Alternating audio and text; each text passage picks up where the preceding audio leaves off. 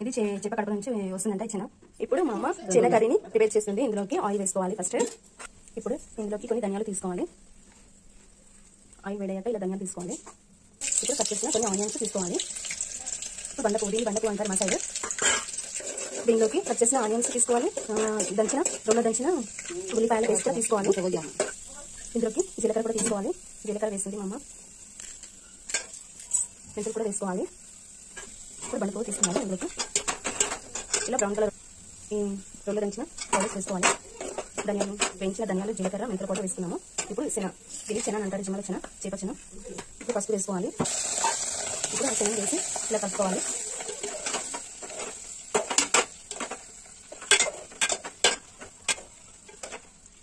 ఇలా ఫ్రై లాగా అవుతుంది, సేమ్ ఎగ్ బుర్జీ లాగా. పగలగొట్టిన ఎగ్ కర్రీ చేసుకుంటాం కదా, అలా అవుతుంది ఇది ఆయిల్ వేసాక. ఈ కర్రీ స్మెల్ కూడా సేమ్ ఎగ్ బుర్జీ కర్రీ లాగా వస్తుంది. పగలగొట్టి చేసిన ఎగ్ కర్రీ లాగా చాలా టేస్టీగా వస్తుంది స్మెల్ అయితే. చూడండి ఫ్రెండ్స్, సేమ్ ఎగ్ కర్రీ లాగా అయింది కదా, అంటే కలర్ఫుల్ ఉందో. చివరిలో వేసిన దంచిన పౌడర్స్ అన్నీ వేసుకోవాలి. చూడడానికి చాలా బాగుంది.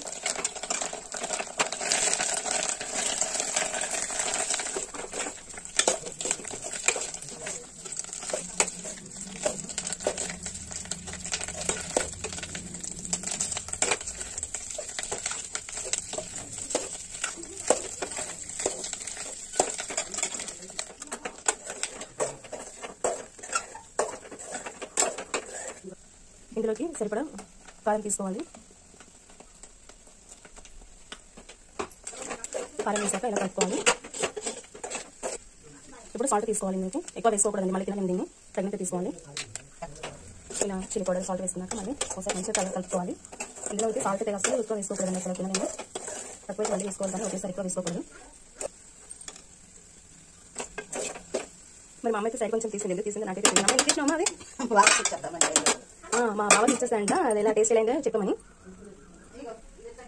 బావ ఎట్లయింది టేస్ట్? ఎక్సలెంటా? సాల్ట్ అట్లా సరిపోయిందా?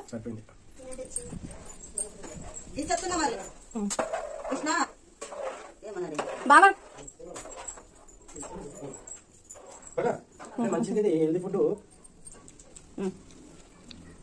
సూపర్ అయింది అమ్మా, మంచిగా సరిపోయింది. మా అమ్మ ఇంట్లోకి కొంచెం అంటే సైడ్ తీసింది ఆనియన్ పేస్ట్. మా అమ్మ ఇంట్లోకి దంచిన ఆనియన్ పేస్ట్ వెల్లుల్లి పేస్ట్ మర్చిపోయింది, కానీ అయినా కానీ చాలా టేస్టీగా అయింది. ఇప్పుడు మేము ప్లేట్లోకి తీసుకొని తినబోతున్నాము. చాలా టేస్టీగా ఉంది. మీరు కూడా ట్రై చేయండి మా అమ్మ చేసిన పద్ధతిలో. ఇందులోకి ఆనియన్ పేస్ట్, వెల్లుల్లి పేస్ట్ మర్చిపోయింది కదా, రెండు కర్రీ చేపల కర్రీ, ఇది చేపల చిన్న కూర తయారు చేసరికి అరంచుకున్న అందులో వేసేసింది. ఇందులోకి వేయడం కొంచెం మర్చిపోయింది, అవి కూడా వేసుకోవాలి. వేసుకోకుండా కూడా చాలా టేస్టీగా ఉంది. ఎలా చేసుకోవచ్చు రెండు విధానంలో. మీరు కూడా ట్రై చేయండి. Thank you. ఎలా వచ్చిందో మీరు కూడా మీ ఇంట్లో ట్రై చేయండి. ట్రై చేశాక ఎలా వచ్చిందో కామెంట్ చేయండి. Thank you.